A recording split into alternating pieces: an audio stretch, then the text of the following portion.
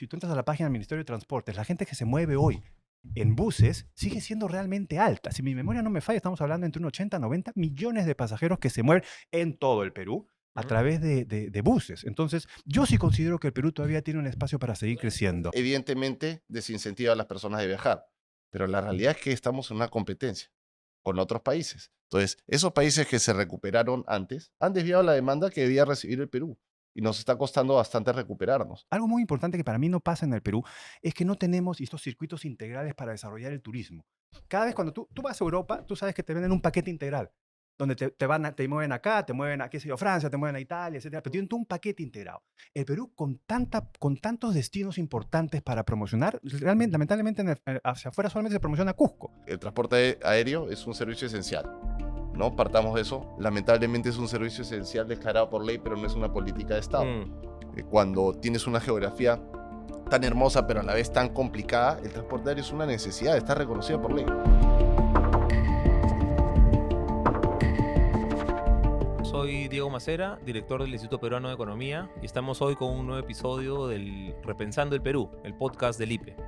En este episodio vamos a tratar aeropuertos regionales y los retos que hay para la conectividad del Perú, ¿no?, a partir del transporte aéreo interno.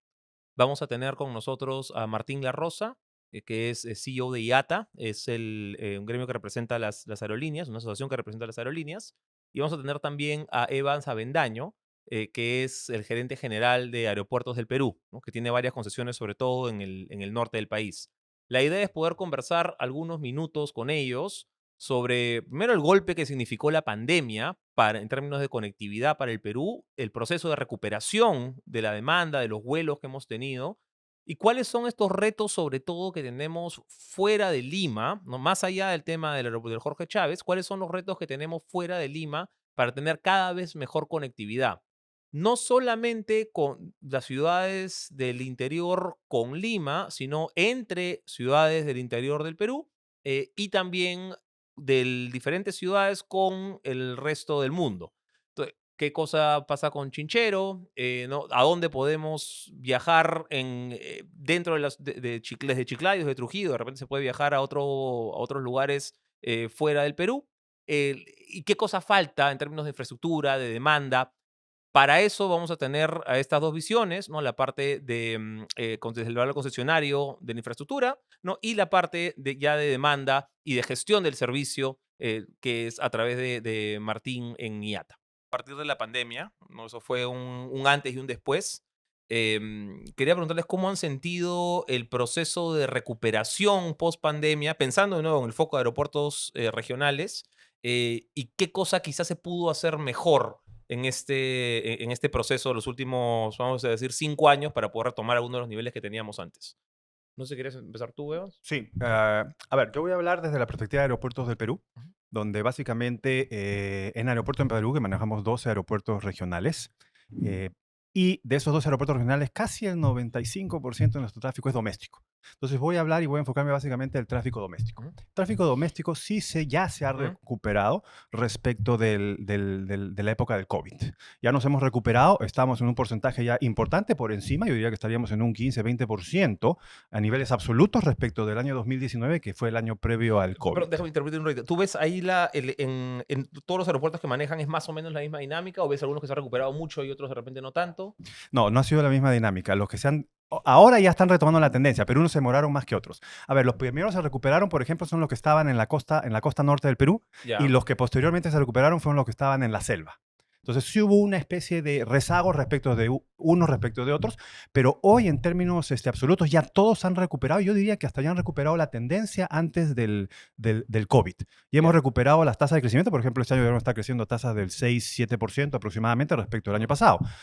Lo cual ya básicamente recuperamos las tasas de crecimiento que tuvimos, digamos, en el segundo periodo de Aeropuerto del Perú, porque el primer periodo de Aeropuerto del Perú, que fueron los primeros 6-7 años, las tasas a las cuales crecimos superaban a veces el 18-20%. Claro. Lo cual implica que hoy en Aeropuertos del Perú ya hemos recuperado la tasa de crecimiento, y la media desde que comenzamos la concesión ha sido del 12%. Obviamente un periodo inicial de gran crecimiento, después hay un crecimiento más estacionario, Ujú. y hoy nos hemos estabilizado en un 6-7%. Pero si tú ves la media, el de promedio de crecimiento anual, desde el comienzo de la concesión ha sido 12%, lo cual es una cifra realmente importante. Y Entonces, ese 6-7 ya es un crecimiento maduro, yo ¿no? creo que ese Digamos, ya es 6-7, una... yo creo que todavía hay bastante espacio para seguir creciendo. Y Ya. ahí ves el otro tema que me gustaría tocar más adelante, que es el Ujú. tema de infraestructura, que es un tema Ujú. que me Sí, sí, sí. preocupa hoy por hoy.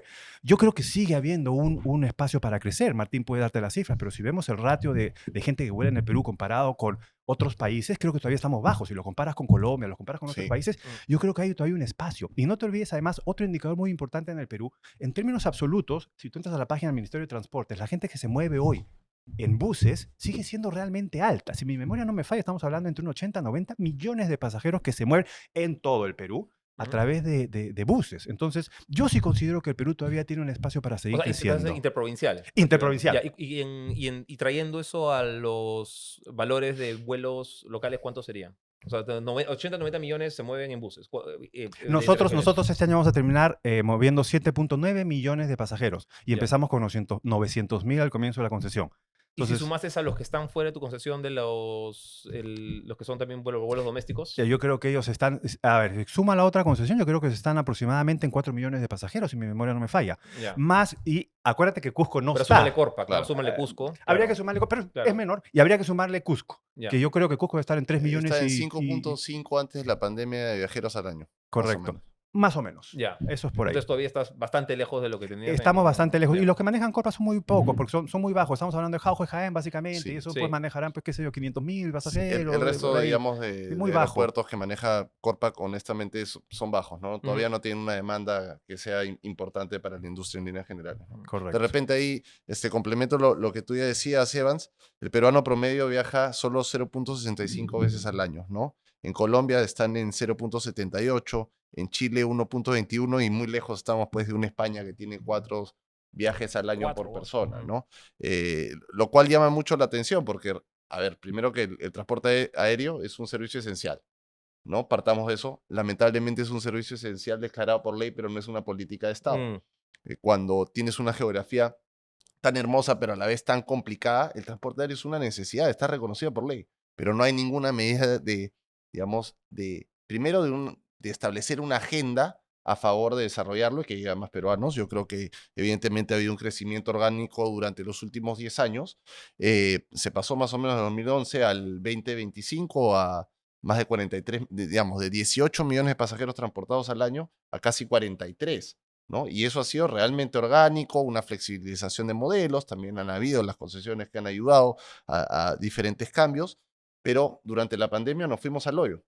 En la región en general, pero particularmente en el Perú, no hubo ningún apoyo de los estados, como sí hubo en Europa, como hubo en Estados Unidos, y lamentablemente fuimos los que más desactualizados estábamos en cuanto a políticas para superar la pandemia.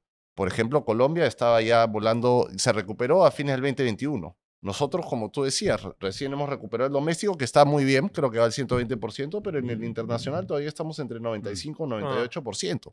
Ellos se recuperaron en el 2021, estamos en el 2025, ¿no? ¿Y ahí a qué atribuyes lo principal de la internacional? O sea, ¿por qué crees que no hemos recuperado ese dinamismo? O sea, ¿el tema político, inseguridad? Mira, son diferentes cosas que no nos permiten recuperarnos. Evidentemente, el tema político, a inicio del 2023, muchos países que advertían a sus nacionales de no visitar el Perú, ¿no? Ujú. Y esa desestabilización, primero que de alguna manera, evidentemente, desincentiva a las personas de viajar. Pero la realidad es que estamos en una competencia con otros países. Entonces, esos países que se recuperaron antes han desviado la demanda que debía recibir el Perú y nos está costando bastante recuperarnos. Entonces, eso acompañado de que nuevamente no hubieron medidas de salvaguarda para el sector, nos están generando un atraso ni medidas de impulso. En el caso de Colombia, por ejemplo, durante la pandemia o a fines del 2021 se redujo el IGB Mm. de 19 a 5%, lo que tuvo un impacto en el doméstico y en el internacional espectacular. Entonces nosotros creo que todavía no estamos muy lejos de poner ese tipo de iniciativas que en el fondo, digamos, a quien benefician es al pasajero de forma directa, ¿no?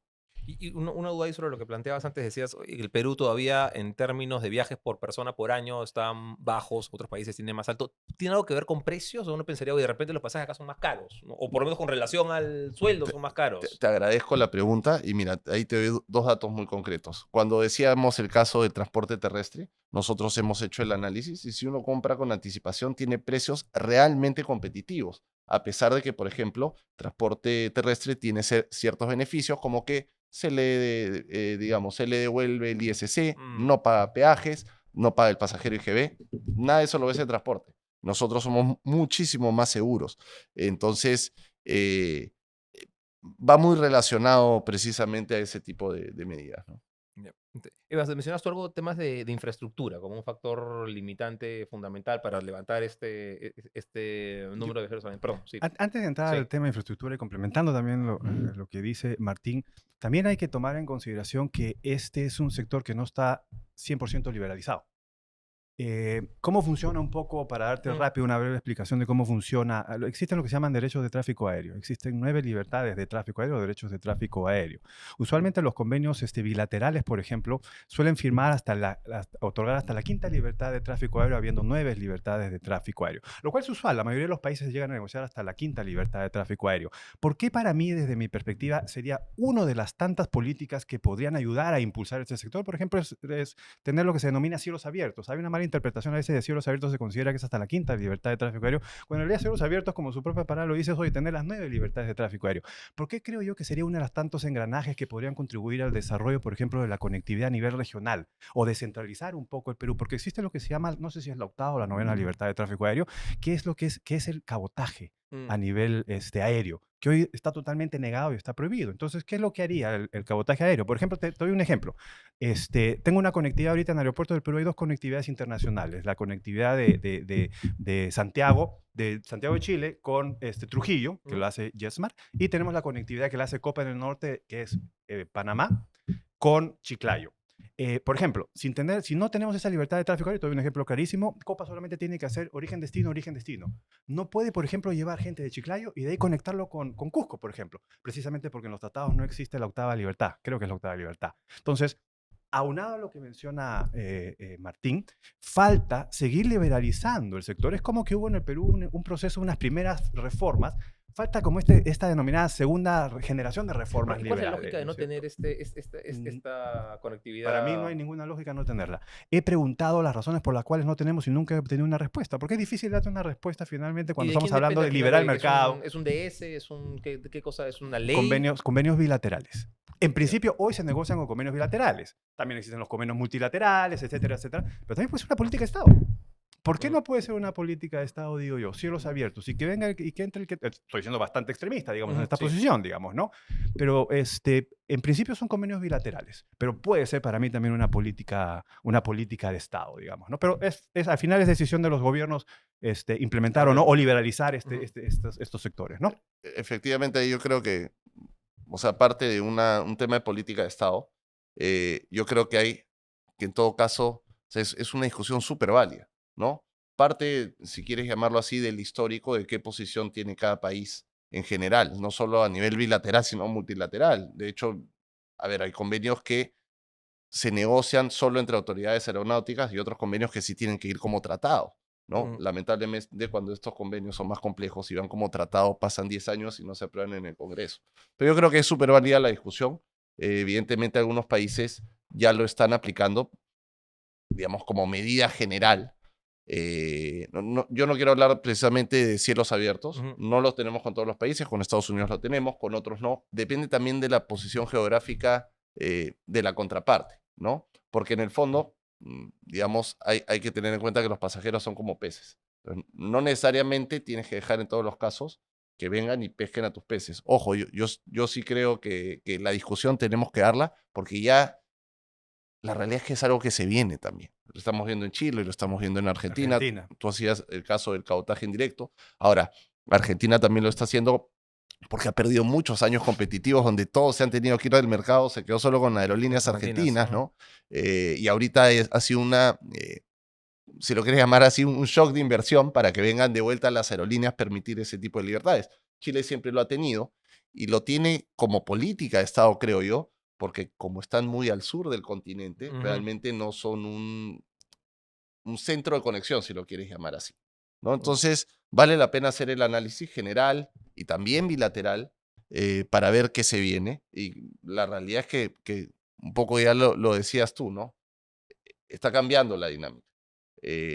Sin embargo, también es importante pensar en no solo en Open Skies per se, sino si en el mercado hay competencia, ¿no? Y en el mercado peruano nosotros vemos competencia. Sabemos que tenemos hasta 5 operadores de vuelos domésticos, ¿no? Más allá del internacional. Mm. El internacional es otra Mm. discusión, se mueve Mm. solo, normalmente van a puntos fijos. Y lo que tú hablas es el cabotaje indirecto, ¿no? Más que un operador extranjero haga vuelos domésticos específicos que conecte sus vuelos internacionales con alguna ruta específica, ¿no? Es momento de tener la discusión, es válido. Y precisamente para eso se necesita, en principio, definir la política de Estado y que en esa definición participen públicos y privados, todos los actores que quieran sumar, pero tener un plan claro, no de acá a 5 años, sino de acá a 50 años, qué esperamos como país, ¿no? Si hablamos de política de Estado, habría otra política también sujeta a evaluación, que es lo que usualmente muchos países lo hacen y nosotros los aeropuertos también lo hacemos, ¿no? Obviamente con la escala, una menor escala, que es este tema de darle precisamente a las aerolíneas, lo saben muy bien, porque negociamos uno a uno con las aerolíneas y muchas veces cuando vemos que hay un destino que tiene la potencialidad de surgir y crecer, nosotros generamos algún tipo de incentivo a las aerolíneas.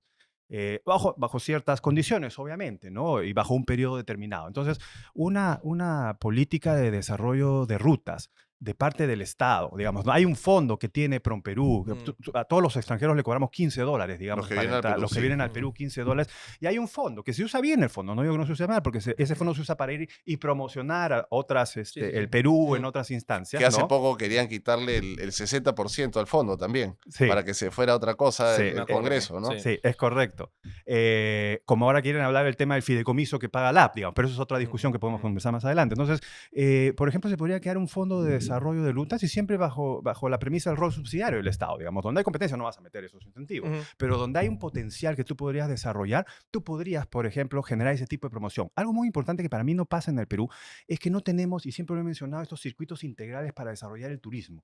Cada vez cuando tú vas a Europa, tú sabes que te venden un paquete integral donde te mueven acá, te mueven a, qué sé yo, Francia, te mueven a Italia, etcétera, pero tienen todo un paquete integrado. El Perú, con tantos destinos importantes para promocionar, realmente, lamentablemente, hacia afuera solamente se promociona Cusco, cuando podríamos desarrollar, pues, circuito del sur, circuito del norte, un circuito integral del Perú, pero para eso necesitamos conectividad interregional, que no es la que tenemos. Entonces, desde mi perspectiva, una de las políticas, ojo, siempre bajo el rol subsidiario del Estado, es, oye, desarrollar ahí donde no hay conectividad, desarrollar esa conectividad, pero siempre pensando en desarrollar un circuito integral que genere un mayor valor agregado a la oferta que da el Perú hacia afuera, digamos. Entonces los turistas, cuando vean que hay todo un potencial, puedes visitar el Cusco, puedes visitar el Cañón del Colca, puedes visitar las líneas de Nazca, puedes visitar el Trujillo, Chan, etc. Mm. Entonces o la misma selva con todos los resorts que hay, haces una oferta que tenga mucho más Claro, valor. ahora, eso es un plan más integral, ¿no? Que eso depende, o sea, tienes que tener hospedajes de calidad, no tienes que tener la ruta del camino, ¿no? O sea, Definitivo. o sea, hay un montón, esto es un Viene combo, es un combo el dilema bien. del huevo o la gallina, Claro. digamos, ¿no es cierto? Mm. Sí, efectivamente, pero digamos,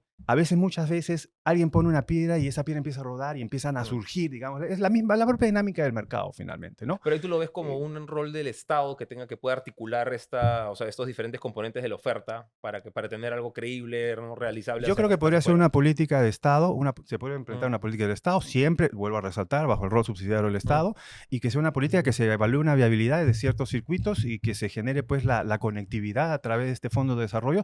Y obviamente, cuando esto llega a ciertos indicadores, se levanta el fondo, pues, porque no vas a estar de alguna manera Claro, promocionando de acuerdo. eternamente, digamos, Sí, de pero cuando acuerdo. ya es Sí, viable y es Mm. rentable, suelta. Es una forma de poder incentivar. Los aeropuertos lo hacemos con las aerolíneas a veces. Apostamos a una ruta y le damos un ingreso mínimo garantizado, de repente un rebate a las aerolíneas para que puedan ingresar, digamos. Y así es como Aeropuerto de Perú ha desarrollado varias rutas. Así es como Mm. desarrolló la ruta, por ejemplo, la que tenemos de Trujillo, por ejemplo, la que tenemos en su inicio, cuando se conectaba mucho Cusco, que había una conectividad importante en nuestros aeropuertos, que era Cusco-Pisco, por ejemplo, Ujú. que estamos negociando para que vuelva a regresar. Entonces, yo creo que podría ser una política que podría implementarse. Lo hacemos los aeropuertos a nivel de la escala de un Estado, podría tener un impacto mucho mayor del que nosotros podamos tenerlo, ¿no? muchas de estas rutas que tú decías, las que no pasan por Lima, digamos, siento que se han ido perdiendo. O sea, post pandemia muchas no se han reactivado después, ¿no? No sé o sea, por un tema de demanda, me imagino. ¿Cómo la ven? Sí, definitivamente son temas de Ujú, demanda, ¿no? A ver, como yo digo, lamentablemente la pandemia, si bien también tuvo algunos beneficios, porque, por ejemplo, en el sector se adelantaron cosas que se pensaban que se iban a tener 10 años más tarde, ¿no? También, digamos, en tema de demanda ha tenido un grave, digamos, una grave afectación a todo lo que ha sido el sector y no es fácil recuperarlo, ya lo decía hace un momento, ¿no? Entonces, tenemos que ser mucho más proactivos en medidas que nos ayuden no solo a recuperar lo que ya teníamos en el 2019, que mm, son 6 años atrás, sino pensar nuevamente a mm, futuro. Y de hecho, eh, hay medidas como la que tú dices. Yo creo que ahí lo único que habría que diferenciar es, a ver, evidentemente hay algunas rutas que realmente no tienen la demanda, pero sí podrían necesitar estar conectadas y hay un fin social detrás. Y mm, otro ya es el rol comercial, donde no solo puede ser la actuación de el único actor del aeropuerto, porque el aeropuerto no es isla, el mm, pasajero va con un sentido. A mí me parece fenomenal lo que acaba de mencionar Evans. La ruta, a ver, nosotros tenemos la joya de la corona de Latinoamérica, 100%. ¿no? Que es Machu Picchu, esa es mm. la realidad. Entonces, ¿cómo podemos integrar precisamente el viaje de esas personas? Y acá estamos hablando definitivamente de los turistas, porque en promedio un turista te deja $2.500 a $3.000. Un turista internacional, no Mm, doméstico, ¿no? Y eso tiene beneficios, no solo, digamos, para los actores directos de la mm. aviación, sino pequeños No, claro, empresarios. es una ruta, O es una sea, cadena es grandaza. una ruta en toda esa cadena y tenemos que traerlos. Y tenemos que lograr que se queden más tiempo. Pero si es muy difícil precisamente conectar Machu Picchu con el lago Titicaca, vía aérea, ¿no? Y de repente en vía terrestre me va a tomar 3 veces más de tiempo. Y yo lo digo muchas veces, incluso ya Claro, a es nivel mejor. interregional, no estamos bien conectados con el Salar de Uyuni, que es otro de los Otro de los must, ¿no? puntos. En la lista. Pero vayamos no tan lejos, Chachapoyas, ¿no? Que también es Por ejemplo. espectacular. No está bien conectado, hemos tenido los problemas de Jaén Jauja, también hay que hablar, creo yo, en algún momento de el tercer paquete de concesiones, pero no cometiendo los mismos errores que hoy los tenemos y Es- que seguro los vas a ¿Eso mencionar está tú en para un cuándo? momento, ¿Para el ¿no? 27? ¿Del tercer paquete? Tercer paquete. Desconozco. Sé que lo están viendo, pero lo están viendo hace bastantes años. Creo que por inversión tendría una Sí, respuesta. se supone que es para el 27, pero... Sí. Sí, esperemos. Sí. Bueno, Chinchero se supone que era para el Eh, 25 también y ah, ahora va a estar para el 28. Entonces, son diferentes cosas. Y ya que hablo de Chinchero, el aeropuerto ahorita de Cusco no va para más, ¿no? Mm, O sea, hablamos de 5.5 millones de pasajeros cuando en realidad el aeropuerto está construido para una demanda de 3.5, ¿no? Esperamos que con Chinchero dicen que vamos a subir a 10.5, lo cual sería wow. fenomenal. eh, y, y Ahora, bueno, ¿eso desactiva el de Cusco? La idea, porque ahí creo que no estaban muy claros en si eso se quedaba como un aeropuerto complementario, no sé, ¿cuál es ¿tienes mira, idea de cuál es a ver, el plan? en principio, la idea es que por lo menos quede desactivo para vuelos comerciales. No sé si vuelos militares, habría que hacerse el estudio. Nosotros particularmente creemos que, digamos, generar competencia sobre una infraestructura monopólica, un monopolio natural, mejor dicho, no Ujú, en todos los casos es positivo, ¿no? Y lo digo honestamente, a veces se discute en Lima, si es que el tema, yo creo que está bien que incentivemos Lima de alguna manera como un punto de conexión, que no le pongamos un competidor, porque se pierde una eficiencia que genera el propio ujú, mercado cuando ujú, se manejan monopolios ujú. naturales, ¿no? Regulado. Entonces, sí, Claro, no, claro, siempre y claro, cuando estén regulado. bien regulados, Sí. como entendemos que es el Sí, sí, caso, en sí. realidad el caso Ya. del Ocitran es Ocitrán. súper Ujú, exitoso, ¿no? Y bajo esa dinámica también valdría la pena pensar cuando queremos atraer operadores extranjeros. Yo creo que estaríamos todos de acuerdo en que la competencia es beneficiosa, ¿no? Pero también tenemos que regular esas entradas, ¿no? Porque queremos precisamente que inviertan en el Perú, no que se lleven lo más atractivo donde vemos competidores. Queremos que en general eso sea algo permanente, que genere trabajo. Y ahí, digamos, antes de darte de nuevo mm, la palabra, sí quería mencionar y que no se me pase, nosotros hemos hecho un estudio del valor de la aviación.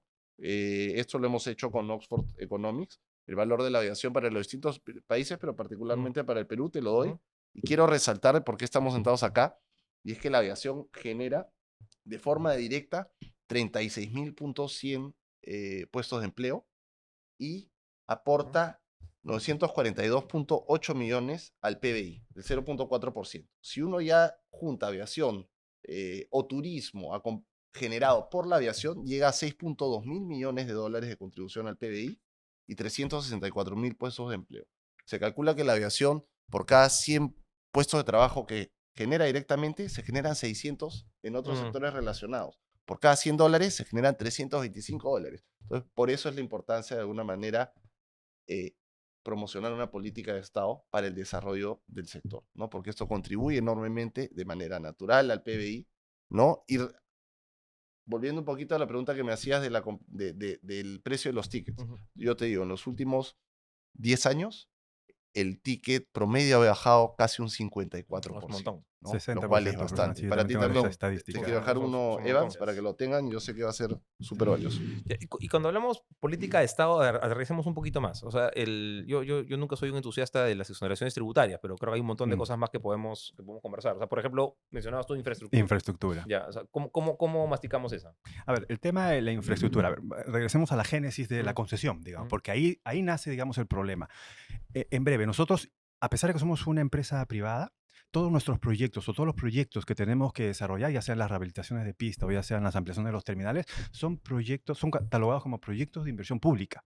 Ergo, tienen que pasar necesariamente por toda la tener DP. normatividad. Tengo algunos que inclusive están con SNIP todavía, Con SNIP. con ya. SNIP todavía, y tengo otros proyectos que están en el invierte.p. Y ahí ya empezamos de alguna manera a generar, digamos, las razones por las cuales existe una dilatación en el desarrollo de la infraestructura, porque al final lo que estamos haciendo es traer digamos, por decirlo de alguna forma, ineficiencias del Estado, las estamos poniendo en una empresa privada, cuando en realidad el objetivo de las concesiones es aprovechar pues la rapidez que tiene el privado, el know-how que tiene el privado, etcétera, quizás no mayores grados de libertad que tiene el privado para poder desarrollar la infraestructura, Yo me ¿no? acuerdo creo que era de Alberto Pascofón, creo Ah, que era, sí, que los el aire acondicionado. los aires acondicionados de Tumbes, ¿de dónde era? de Un aeropuerto Tumbes. de Tumbes, era, Sí. ¿no? O sea, era un flujograma de no sé cuántas entidades, eran, no me acuerdo, 15 entidades que tenían que dar autorizaciones, o no, eran 40 autorizaciones. Ahí está el algo por tema. estilo, era una locura. Ahí está el tema. Era para un aire acondicionado. Era para un aire acondicionado, efectivamente. Y eso solamente para aire acondicionado. Imagínate que lo estamos hablando cuando tenemos que hacer ampliaciones terminales o tenemos que hacer rehabilitaciones de pista. Solo para darte un ejemplo, este año estamos rehabilitando la pista de Piura. Es una inversión de casi 45 millones. Este año deberíamos de finalizar ya la rehabilitación. Solamente para llegar a ejecutar, para comenzar la obra, pasaron pues 10 millones desde que presentamos el expediente o se aprobó el plan de rehabilitación, digamos, ¿no? Entonces, son tiempos muy extensos y la explicación es básicamente porque tenemos que pasar por toda la normatividad como si fuese una obra pública, lo cual no tiene para mí sentido. Y ojo que acá lo que no estoy diciendo es que el Estado no tenga que intervenir, porque finalmente yo soy un administrador del Estado. Yo actúo Vos no estás cofinanciado. soy cofinanciado, Claro, entonces tienes efectivamente. ese- Soy cofinanciado y el Estado tiene que aprobar, porque finalmente es una infraestructura Ujú. del Estado, finalmente, que me va a repagar. Entonces yo entiendo que tiene una participación del Estado, pero tenemos que generar pues, procesos que sean mucho más expeditos, que sean más simples. No hay necesidad, pues por ejemplo, en la propuesta de Salardi estaba haciendo una propuesta que era bastante interesante porque un perfil me puede demorar 5 años en sacarlo. Depende de la ingeniería en la cual se desea que tenga el perfil. Entonces, Salardi lo que estaba haciendo una modificación para poder, oye, no pasarnos 5 años en el SNIP, sino tener SNIP, un perfil, perdón, al nivel de ingeniería, pues digamos, mucho más simple, por decirlo, un nivel conceptual, etcétera, etcétera. Y eso nos ahorraba pues bastantes años, que son los años que hoy día tenemos que sacar, solamente para un perfil, porque después de un perfil, por normatividad, tenemos que pasar ahora para la elaboración del expediente técnico. Y después de la elaboración del expediente técnico tenemos que hacer el proceso. Y esto es el proceso de una Es obra todo pública, el sí. proceso. Entonces son procesos que fácil puedes llegar a 10, 12, 13 años sin ningún problema, básicamente, ¿no? Ese es uno de los principales problemas. Hay que buscar formas para poder mejorar los procesos. Otro tema también importante es, yo estoy muy de acuerdo con la tercerización de estas funciones. Nosotros en el Aeropuerto del Perú no es que nosotros hagamos y desarrollemos cada uno de los expedientes que tenemos que desarrollar o los perfiles que tenemos que desarrollar. Obviamente el instituto contrata un tercero experto. Lo mismo podría hacer el Estado. En vez de usar sus recursos propios e internos, él podría hacer la tercerización de todo lo que yo le presento, porque yo desarrollo perfiles, yo desarrollo expedientes técnicos, por terceros. Entonces, el concepto de tercerización, bajo la modalidad que sea, o sea, básicamente PMOs, de repente pueden encontrar PMOs o lo que fuera, bajo la modalidad que sea, el Estado yo creo que debería de pensar en tratar de desarrollar esas mejoras en las gestiones para poder revisar de manera más expedita, digamos, todos los proyectos que yo le presento. Y además ayuda al funcionario público, porque finalmente, y ese es otro tema estructural que tenemos en el Perú, que es la inhibición de la toma de decisiones por parte de los funcionarios públicos, y mucho tiene que ver lo que yo le llamo el efecto Contraloría. Ese es otro tema que también está clarísimo. ¿Por qué? Porque los funcionarios tienen temor de tomar decisiones y tienen temor de que esas decisiones, y muchas veces son juzgados y perseguidos por tomar decisiones, no por dolo, no, solamente por tomar decisiones. Entonces, obviamente estamos generando los incentivos perversos en el cual el funcionario para tomar la decisión, pues, oye, se va hasta la quinta derivada. Y eso al final ralentiza, si es que quieren tomar la decisión. Porque lo que veo muchas veces es que tratan de dilatar y dilatar y dilatar la toma de decisiones. No es que no quieran tomar decisiones al final, pero la dilatan para estar súper seguros de que no va a No, venir te la piden Contraloría. además, oye, voy a pedir opinión aquí, no, al estudio de abogados de allá, le pido al otro ministerio, ¿no? 40. Hay ¿no? otros temas, exactamente, es otro tema también importante que hay que considerar cuando tú desarrollas la infraestructura. A ver, primero, yo no creo que las evaluaciones concurrentes sirvan. La verdad que yo no creo que las evaluaciones concurrentes sirvan. Y si hay evaluaciones concurrentes, ¿sabes cuál es el gran problema? Que no hay alguien que, como yo digo, que corte el queque. Porque en estos procesos de desarrollo de infraestructura hay muchos actores que participan. Inclusive está la Fuerza Aérea, la DGAC, está Citran, está inclusive Hasta Corpac, cultura, si es que está encuentran de Corpac, repente algún resto está el arqueológico. Ministerio de Cultura, etcétera, etcétera. Hay muchos actores y no siempre cada actor, todos los actores que están en la mesa concuerdan y no llegamos a un punto de equilibrio. Entonces, no hay nadie que corte el queque. Cuando yo digo, me cuento en el medio del sándwich, sobre el jamón en el medio del sándwich, donde nadie decide finalmente y nadie corta el queque. Hay una de las razones por las cuales las organizaciones tienen pues un CEO o tiene un gerente de finanzas es porque tiene que Alguien cortar tiene que el queque. decidir al final. Alguien tiene que decidir al final porque finalmente no es que todos lleguen a un punto de equilibrio cuando tomas una decisión. Y en el Estado yo veo que eso, y creo que una de las razones también, uno de los cambios que estaba implementando Salardi era, oye, darle ese empoderamiento, creo yo, a Proinversión para que sea, oye, no solamente que haga la postventa, como dice Leonid Roca, que haga el postventa, no entrar a la concesión y se acabó el problema. Claro. Tiene que haber alguien que lidere, porque hay tantas entidades, inclusive hay gente del MEV, hay tantas entidades, tiene que haber un líder que lidere de parte del Estado y corte el queque para poder avanzar. Muchas veces yo me he quedado atorado, nos hemos quedado estacionados cuando no se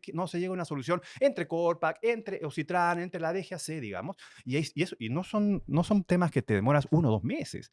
Realmente puede llegar a ser años, lamentablemente, el poder tomar una decisión. Entonces, en el Estado tiene que haber alguien que corte el queque, ¿no? Yo estoy absolutamente de acuerdo con lo que dice Evans, ¿no? En ese sentido, al final, a ver, primero, y en el caso particular, ¿no? Si hemos concesionado y vamos a seguir estando sujetos al régimen de obra pública, ya vemos cuál es el resultado, para qué hemos concesionado en un primer momento. Por otro lado, efectivamente, tenemos que tenemos que buscar un ambiente en el cual se puedan tomar decisiones de forma rápida, ¿no? Y de forma coordinada, que ese es otro problema, porque muchas veces digamos, las decisiones no vienen coordinadas o llegan tarde. Mayor ejemplo, los aeropuertos no son islas. Mayor ejemplo de Jorge Chávez. Hemos terminado, se entregó el nuevo aeropuerto, pero toda la conectividad, si lo quieres llamar así, de la ciudad con el nuevo aeropuerto no estuvo a tiempo, ¿no? Incluso ni se pensó, digamos, que la llegada del metro fuera al terminal nuevo, sino al antiguo. O sea, la línea María no está, Puente Santa Rosa, diferentes cosas que tienen que estar coordinadas, se tienen que tomar decisiones rápidas. Y para no extenderme en ese punto, solo mencionar que en el índice de competitividad de viajes y turismo que hace el World Economic Forum del 2024, donde evalúa 2023, en el ranking nosotros somos el país 62 de 119. 119 es el que está peor, ¿no? Pero cuando uno compara con los vecinos, vemos que México es el 38, Colombia el 50, Chile el 31, Brasil el 26, Argentina el 49, ¿no? Y si uno disgrega un poquito por qué estamos ahí o cuáles son los que corresponden en todo caso a aviación e infraestructura en particular, tenemos infraestructura aeroportuaria, que somos el 66, Panamá el 35, México 32, Colombia 48, Chile 58, Brasil 46, todos están como adelante nuestro. Y en el otro punto muy importante que has mencionado, carga de regulación gubernamental, somos el 103 de 119 países, ¿no? Los otros ni los menciono, pero están muchísimo más abajo. Y ahí te das cuenta que lamentablemente la burocracia, la sobreregulación que existe afecta al sector, no permite su desarrollo, ¿no? De más está ya hablar de que lamentablemente estamos muy sujetos a el sector en general, políticas populistas, como por ejemplo este tema de regular la venta de asientos. Cuando esto Eso era lo último que te quería preguntar, de hecho. O sea, ¿cómo si ves quieres, después pasamos a... Sí, no, pero entremos una vez. O sea, ¿cómo enfrentan desde la industria ¿no? avance populista del sector, Sí, de la regulación? A ver, lamentablemente nosotros estamos retrocediendo 50 años. Ya en los 70 se dieron cuenta en Estados Unidos que la desregulación permitía realmente que se beneficiaran todos los actores y haya digamos, mayor número de pasajeros viajando. En los últimos 20 años. Aparte, dejamos de pasar la competencia, innovación, ¿no? Yo compito por eso, tú compites por el otro, y al final el pasajero elige. O sea, efectivamente, y lo que hemos visto es lo que te decía, que hoy día el ticket promedio en 10 años, desde que entró el modelo, si lo quieres llamar así, low cost, pero que hoy día aplican todos los actores, ha beneficiado no solo el número de viajeros, sino en precios. ¿No? Entonces, nosotros con medidas que suenan bien para el pasajero, aunque yo creo que hoy día ya se dan cuenta los pasajeros que en el fondo, gato por liebre, ¿no? lo que hacemos es desincentivar no solo la inversión en el sector, ¿no? Porque al final, yo como digo, los países compiten por atraer inversión y yo voy a ir al país que me dé las mejores condiciones, ¿no? Que esto sea sustentable, sí, pero sí las mejores condiciones. Pero al final perjudicamos al pasajero. Con un ticket promedio más caro, le quitamos además la libertad de decidir. Correcto. ¿No? Para los que creemos en las libertades, eso es súper importante, de viajar con lo que uno menos quiere. Y hoy día el mercado, casi el 80% de los pasajeros compra la tarifa más básica. Y de ese 80%, más del 75% no compra ningún atributo Por eso, o sea, adicional. perjudica sobre todo justamente al pasajero que tiene menos recursos, ¿no? Que va a tener que pagar por un ticket promedio mayor, ¿no? Sin posibilidad de elegir. Supuesto, pero además, y no nos damos cuenta, porque claro, en aviación suena bonito. Acá hay que ir más allá. O sea, un comparativo. Mañana uno va a un restaurante y no te permiten comer solo segundo. Tú tienes que comer entrada, segundo, postre y gaseosa, si no, no te venden. Entonces, a veces uno hasta que no le afecta no se da cuenta, pero acá hay un tema de inconstitucionalidad, ¿no? De regulación de precios, de regulación, digamos, de libertad de empresa, que puede afectar a otros sectores. Entonces, en todo caso, nosotros estamos teniendo reuniones con el Congreso, las venimos teniendo hace 3 años, pero sucede que muchas veces el tiempo político supera las necesidades, aunque esperamos pues que sean, digamos, todavía hay tiempo de ser responsables. Nosotros esperamos que retrocedan en esa medida en particular y en otras, o en todo caso que se enfoquen en quitar toda esta carga de sobreregulación que no le hace bien a la economía del país. Totalmente de acuerdo. No, 100% de acuerdo con lo que mencionas. Como tú lo mencionas, es un atentado a nuestras libertades y además, para variar, los que más se van a ver afectados son aquellos... Sí, pues son los que... efectivamente, entonces son los que más se van a ver afectados. Además, es la libertad que tiene cada empresa de poner el precio que desea al producto que él ofrece. Entonces, es un atentado absoluto frente a las libertades en general. Lamentablemente. Tenemos tanta historia. Es un control de precios, finalmente. Al final es un control de precios. Yo quería añadir algo. Quería añadir una cifra a lo que tú mencionaste. Solo aeropuertos del Perú, en los próximos 6 años, o en los próximos 5 años, vamos a estar, deberíamos estar invirtiendo casi cerca de $2.200 millones en infraestructura, en los próximos 5 años. En los próximos 10 años podríamos llegar a los 3.500, creo yo. 200 es más o menos lo que costó el Terminal 2. Exactamente. La segunda parte de Jorge Chávez. Exactamente. Porque en aeropuertos, exactamente. Pero más que nada enfocado en rehabilitaciones de pista, lamentablemente, porque los otros procesos son más largos. Las rehabilitaciones de pista no necesitan perfil. El desarrollo de los terminales sí necesita perfil. Son 6 años de ahorro. Entonces, por eso ya hemos empezado la obra de Chiclayo, que ya está ejecutada, la obra de Piura, que la vamos a terminar. Y ya en estos últimos meses nos han aprobado 2 obras importantes, que estamos hablando de la rehabilitación de Iquitos y la rehabilitación de Pucallpa. ¿Ya? Y se vienen otras más. Se viene la de Tumbes, debería tener Cajamarca, etcétera, en los próximos 5 años. Solamente en rehabilitación de pista deberíamos estar invirtiendo entre 600 a 700 millones de dólares. Solamente la de Iquitos va a ser 150 millones y la de Pucallpa va a ser 100 millones de dólares. 20 millones. Los otros 1.500 ya se van a venir en lo que vendrían a ser terminales. Hay 4 terminales que se vienen que son importantes porque ya estamos a nivel de expediente técnico, lo cual es bastante, digamos, para lo que demora. Hay 4 terminales. Estamos en la elaboración del expediente técnico de... ¿Son terminales nuevas? Son terminales nuevos. Es una fase intermedia, pero que prácticamente es multiplicar por 5 por 6 el terminal. Estamos hablando de 3 terminales que es fase intermedia. Es el de Trujillo, es el de Cajamarca y es el de Piura. Esos son los 3 terminales que deberían de estar en los próximos 5 o 6 años. Y el otro también importante es el de Chiclayo. Y ahí en el Chiclayo, por ejemplo, nosotros hemos hecho una propuesta para poder comenzar el Chiclayo el próximo año. Propuesta que el Estado la está evaluando desde septiembre del año pasado, del anteaño pasado, que tuvimos una reunión. Para hacer lo siguiente, lo que pasa es que en Chiclayo es una mega obra de casi 400 millones de dólares aproximadamente el terminal, porque partimos de cero en realidad, es prácticamente nuevo un terminal. El estimado ahorita son casi 400 millones de dólares. Entonces, ¿cuál es el tema? El tema es que lamentablemente son muchos expedientes técnicos y no tiene mucho sentido esperar a finalizar todos los expedientes técnicos, hasta que puede demorarnos 3, 4 años todavía mientras se da la aprobación, a poder dividir por componentes el expediente técnico, porque se puede dividir en 5 componentes, 5 y vas avanzando, y voy avanzando. Es como una especie de EPC, que dicho sea de paso, es uno de las... Ahí no hemos hablado de adendas, que también son importantes en los contratos, el tema de seguir impulsando las adendas. Por nosotros tenemos una adenda muy importante que es el EPC, porque eso nos va a permitir poder comenzar antes, digamos, los proyectos. Nos ahorramos bastante tiempo. Pero lo que estamos proponiendo al Estado, y en vez de esperar a desarrollar los 60 y tantos expedientes técnicos que tenemos en el aeropuerto de Chiclayo hasta el final, que no tiene sentido, lo hemos faseado en 5 componentes. Pero tiene sentido sentido? O sea, no sé, si por algún motivo tienes que cambiar algo en el cuarto, no es que ya hiciste el primero, puedes tener algún Pero problema. son independientes. O sea, Son fases, por eso independientes. lo hemos dividido en esos 5 Ok. componentes, digamos, porque se pueden manejar de manera independiente. Ese es uno de los temas. Por ejemplo, hasta el día de hoy no tenemos respuesta del Estado, a pesar de estar desde septiembre del año pasado, no del año pasado, habiendo hecho esa propuesta. Hasta el día de hoy estamos esperando la conformidad y no podemos dividir en componentes este proyecto. Por ejemplo, es uno de los ejemplos de los cuales, oye, hay una propuesta del Estado. Imagínate si esto solamente fuera decisión del Estado, ya estaría avanzando ya. Ya estaríamos por licitar el primer componente, ya estaríamos por adjudicar y avanzar en el primer componente. Ese es uno de los temas en los cuales no existe pues esta rapidez de parte del Estado para reaccionar frente a cambios que se puedan dar o propuestas de mejora que se pueden dar, porque están muy acotados a lo que te dice el contrato, lo que te marca el contrato. Entonces, lamentablemente eso también es como una especie de camisa de fuerza, porque no te permite, digamos, ir innovando o ir desarrollando distintas alternativas en beneficio finalmente del Perú. No es un beneficio del concesionario, es un beneficio de las aerolíneas, es un beneficio finalmente de los usuarios, es un beneficio, inclusive voy a generar más, vamos a pagar más impuestos, etcétera, lo que fuera. Entonces, yo creo que eso es uno de los ejemplos pues, clarísimos en los cuales, oye, ¿sabes qué? Necesitamos que alguien corte el queque, ¿correcto? Y necesitamos que haya ciertos más grados de libertad para que el privado pueda actuar. Por eso estoy en contra del análisis concurrente. O sea, a mí determíname, por ejemplo, para construir la infraestructura, dime, tú quieres estos niveles de servicio, este estándar de seguridad, etcétera, etcétera, etcétera. Oye, perfecto, déjame a mí trabajar y después te abro el aeropuerto para que hagas las fiscalizaciones post, pero ya con la obra hecha. No sé si me dejo entender. Entonces, por ahí debería de ir, creo yo, los cambios en la normatividad que son importantes para poder dinamizar este sector y sacar la infraestructura lo antes posible.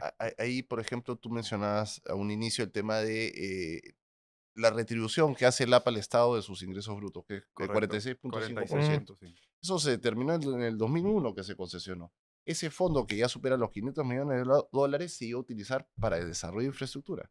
No se utiliza. No se utiliza y lo que ha hecho es casi encarecer al doble el precio para los viajeros, para los usuarios en general, y no se utiliza, ¿no? Entonces, sí nosotros, digamos, como propuesta, hoy ya tenemos una preocupación en línea general, ¿no? ¿Qué pasa? Estamos muy atrasados en temas de infraestructura. La infraestructura normalmente la tienen que pagar alguien, termina siendo los usuarios. Entonces, ponernos al día va a tener un precio. Lo que tenemos que tener mucho cuidado es en buscar creo yo, un equilibrio adecuado entre hacer infraestructura, ¿no? Sin matar a los pasajeros finalmente. Entonces, cuando hablamos de ese 46%, primero hay que utilizarlo.